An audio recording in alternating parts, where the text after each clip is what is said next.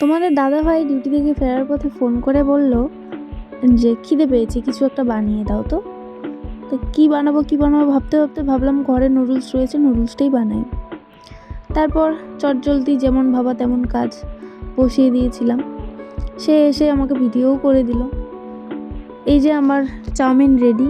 এখন এটাকে একটু সস দিয়ে দিলাম এবং উপর দিয়ে একটু কাঁচা পেঁয়াজ এবং শসা ছড়িয়ে দিয়ে তাকে দিচ্ছি।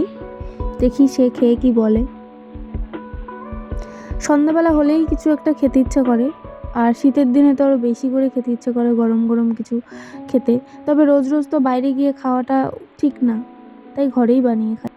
তোমাদের দাদাভাইকে জিজ্ঞেস করলাম খেয়ে বলো কেমন হয়েছে, তো সে কি বললো সেটা শুনো।